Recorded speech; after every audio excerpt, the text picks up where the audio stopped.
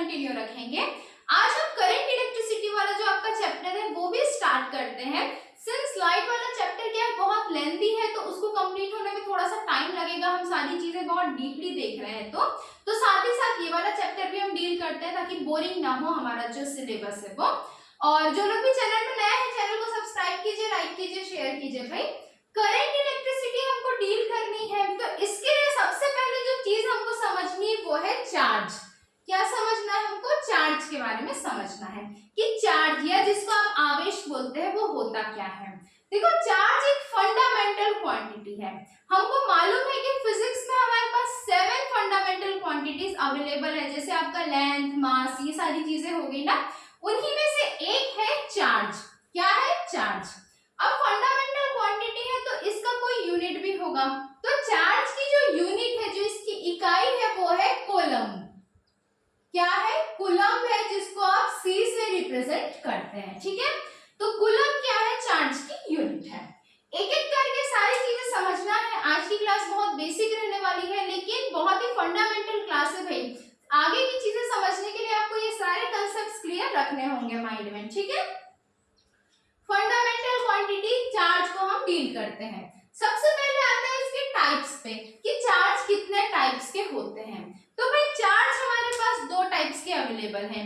एक है positive charge जिसको आप धनात्मक आवेश बोलते हो और दूसरा है नेगेटिव चार्ज जिसको आप ऋणात्मक आवेश बोलते हो। ठीक है, पॉजिटिव चार्ज का जो मैग्नीट्यूड होता है, जो वैल्यू होती है वो होती है 1.6 into 10 to the power minus 19 coulomb. ठीक है, 1.6 into 10 to the power minus 19 coulomb क्या होगी? पॉजिटिव चार्ज की वैल्यू होगी। और नेगेटिव चार्ज की वैल्यू जो होती है वो होती है -1.6 into 10 to the power minus 19 coulomb. ठीक, ये किसकी मैग्नीट्यूड हो गई, किसकी वैल्यू हो गई? नेगेटिव चार्ज की वैल्यू हो गई। यहाँ तक हमको समझ में आ गया कि चार्ज क्या है, 7 फंडामेंटल क्वांटिटीज में से एक है। उसकी यूनिट क्या है? तो उसकी यूनिट कूलम है। उसकी टाइप्स क्या क्या है? तो भाई 2 टाइप्स हमारे पास है, पॉजिटिव चार्ज, नेगेटिव चार्ज, धनात्मक आवेश और ऋणात्मक आवेश। ठीक है, कुछ इंपॉर्टेंट डिस्कवरीज की बात करते हैं। देखो चार्ज किसके अंदर पाया जाता है? तो किसी एटम के अंदर उसके शेल के ऑल अराउंड रिवॉल्व करते हुए पाए जाते हैं। तो उन्हीं से रिलेटेड कुछ डिस्कवरीज हमको जानने जरूरी होते हैं। सबसे पहले मैं यदि बात करूं तो प्रोटॉन की। प्रोटॉन क्या होता है? न्यूक्लियस एटम के अंदर पाया जाने वाला जो पॉजिटिव चार्ज है, जो धनात्मक आवेश है, वही क्या कहलाता है? प्रोटॉन कहलाता है। प्रोटॉन की डिस्कवरी गोल्डस्टीन नाम के साइंटिस्ट ने की थी। ठीक है, गोल्डस्टीन नाम के साइंटिस्ट ने प्रोटॉन की डिस्कवरी की थी। और अभी अभी जो हमने पॉजिटिव चार्ज का मैग्नीट्यूड पढ़ा 1.6 into 10 to the power minus 19 coulomb, यही है प्रोटॉन का मैग्नीट्यूड। किसका मैग्नीट्यूड है भाई? ये बिल्कुल प्रोटॉन का मैग्नीट्यूड है। ठीक है, तो पॉजिटिव चार्ज बेसिकली क्या होंगे? प्रोटॉन होंगे। दूसरा यदि मैं बात करूं न्यूक्लियस की, किसकी? न्यूक्लियस की। भाई कोई भी यदि शेल है, शेल के अंदर में क्या पाया जाता है? एटम के अंदर में क्या पाया जाता है? न्यूक्लियस पाया जाता है। यहाँ पे बहुत सारे शेल होते हैं। ठीक है, तो इस न्यूक्लियस की डिस्कवरी भी किसी ने की रही होगी, तभी तो पता चला था कि एटम के अंदर में न्यूक्लियस होता है। तो न्यूक्लियस की डिस्कवरी रदरफोर्ड नाम के साइंटिस्ट ने की थी। रदरफोर्ड नाम के साइंटिस्ट ने न्यूक्लियस की डिस्कवरी की थी। ठीक है, केंद्रक जो होता है एटम का उसकी। इलेक्ट्रॉन की यदि मैं बात करूं तो इलेक्ट्रॉन में क्या होते हैं? नेगेटिव चार्ज होते हैं, ऋणात्मक आवेश पाए जाते हैं। जे थॉमसन नाम के साइंटिस्ट ने जे थॉमसन नाम के साइंटिस्ट ने इलेक्ट्रॉन की डिस्कवरी की थी। और अभी अभी जो हमने पढ़ा कि नेगेटिव चार्ज की जो वैल्यू होती है -1.6 into 10 to the power minus 19 coulomb, यही होता है इलेक्ट्रॉन का चार्ज। ठीक है, यही होता है इलेक्ट्रॉन का चार्ज। बिल्कुल क्लियर रखना है मन में सारे कंसेप्ट्स। फिर हम बात करते हैं न्यूट्रॉन की। किसकी बात करेंगे भाई? न्यूट्रॉन की। न्यूट्रॉन में क्या होते हैं? सब एटॉमिक पार्टिकल होते हैं इलेक्ट्रॉन प्रोटॉन की जैसे, लेकिन फर्क ये है कि इसमें किसी भी तरीके का चार्ज नहीं होता, जीरो होता है, उदासीन होता है, बिल्कुल न्यूट्रल होता है। ठीक है, इसमें किसी भी तरीके का चार्ज नहीं पाया जाता है। ठीक, किसमें? न्यूट्रॉन ने। तो न्यूट्रॉन की डिस्कवरी किसने की थी ये भी तो हमको जानना है। अभी तक हमने क्या देखा, प्रोटॉन किसने डिस्कवर किया था, गोल्डस्टीन ने किया था। न्यूक्लियस किसने किया था, रदरफोर्ड ने किया था। इलेक्ट्रॉन किसने किया था, जे थॉमसन ने किया था। और न्यूट्रॉन की डिस्कवरी किसने की थी भाई, तो न्यूट्रॉन की डिस्कवरी जो है वो जेम्स चैडविक या कैडविक जो भी आप बोल लो, जेम्स चैडविक नाम के साइंटिस्ट ने न्यूट्रॉन की डिस्कवरी की थी, जिसमें किसी भी तरीके का कोई आवेश, कोई चार्ज नहीं होता है, बिल्कुल न्यूट्रल होता है, उदासीन होता है। ठीक है, अब यदि मैं चार्ज की बात करूं कि इसको हम किस तरीके से शो कर सकते हैं, तो चार्ज को बेसिकली हम Q से रिप्रेजेंट करते हैं। किससे, Q अल्फाबेट से चार्ज को रिप्रेजेंट किया जाता है। और चार्ज बेसिकली दर्शाया कैसे जाता है, तो Q is equals to NE करके हम चार्ज को दर्शाते हैं, जहां पे N क्या होगा, N होंगे नंबर ऑफ एटम्स जो हमको चाहिए। ठीक, तो चार्ज का रिप्रेजेंटेशन कैसे होगा, Q is equals to NE करके होगा। E क्या होगा भाई, E उसमें प्रेजेंट चार्जेस होंगे। ठीक है, अब इस चार्ज से हमको बेसिकली आना कहां पर है, तो करंट के लिए आना है, क्योंकि हमको पढ़ना तो अल्टीमेटली करंट इलेक्ट्रिसिटी है ना, चार्ज से रिलेटेड ही करंट है। तो देखते हैं चार्ज और करंट के बीच का फॉर्मूला।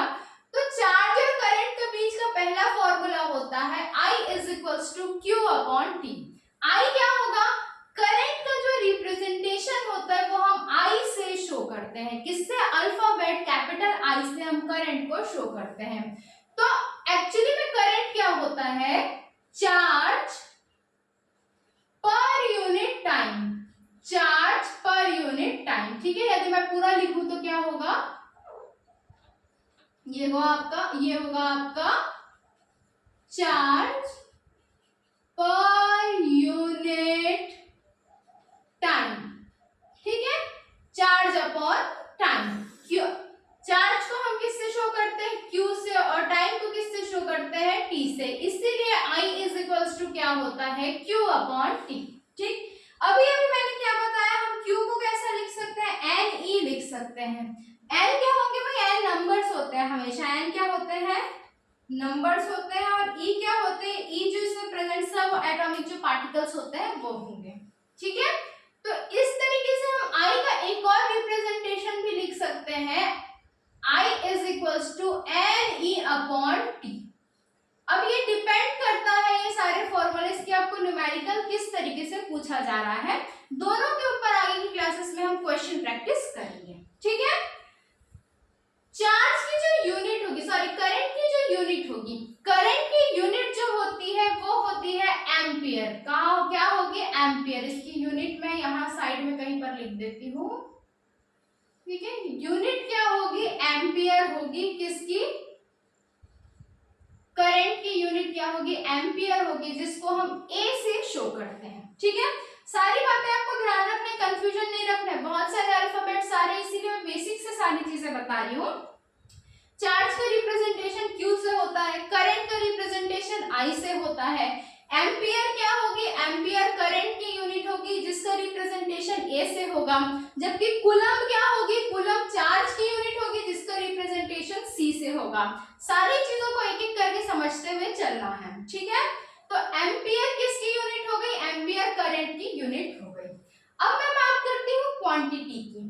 करंट क्या होगा, करंट एक स्केलर क्वांटिटी होगी। कैसी क्वांटिटी होगी, स्केलर क्वांटिटी होगी। स्केलर क्वांटिटी का क्या मतलब है कि इसके पास मैग्नीट्यूड तो होगा लेकिन कोई एक डायरेक्शन नहीं होगा। ठीक है, तो क्या होगी, ये एक स्केलर क्वांटिटी होगी। और डायमेंशन यदि हम बात करें करंट की, तो इसका जो डायमेंशनल फॉर्मूला होता है M0L0AT, या फिर इसको आप सीधा A और T बोल सकते हो। ठीक है, एम्पियर टाइम, इस तरीके से आप रिप्रेजेंट कर सकते हो। ठीक, यहाँ तक क्या आई होप आपको सारी चीजें क्लियर होंगी। हमने पहले क्या देखा, चार्ज देखा, चार्ज कैसी क्वांटिटी है वो देखा, चार्ज की यूनिट देखी हमने, या चार्ज की यूनिट के बाद हमने चार्ज के टाइप्स देखे।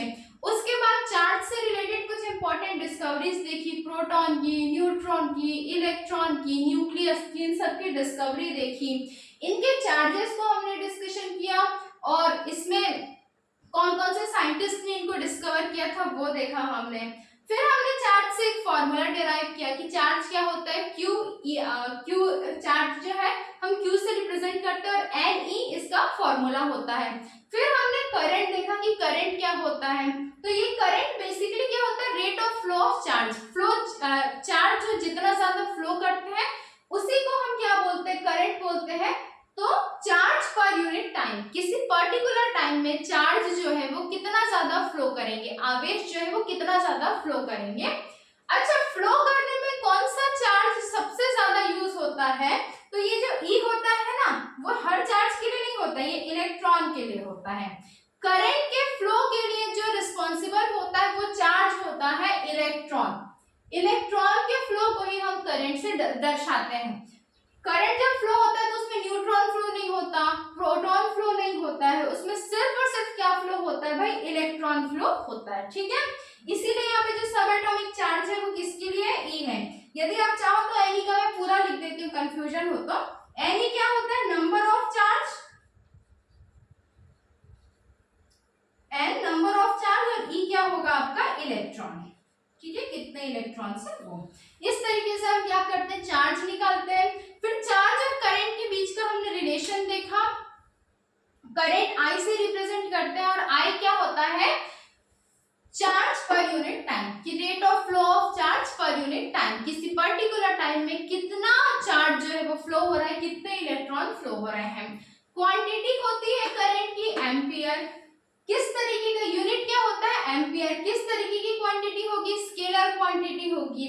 डायमेंशन क्या होगा, तो 80 इसका डायमेंशन होगा, या इसको m0 l0 80 करके भी आप लिख सकते हो। ठीक है, एक और रिलेशन हमने यहाँ पे डिराइव किया, Q इज इक्वल्स टू होता है Ne, I is equals to होता है Q upon T, therefore I is equals to क्या होगा, Ne अपॉन T। ये रिलेशन भी हमने डिराइव किया, किसके, करंट के लिए। ठीक है, अब हम बात करते हैं हाउस करंट।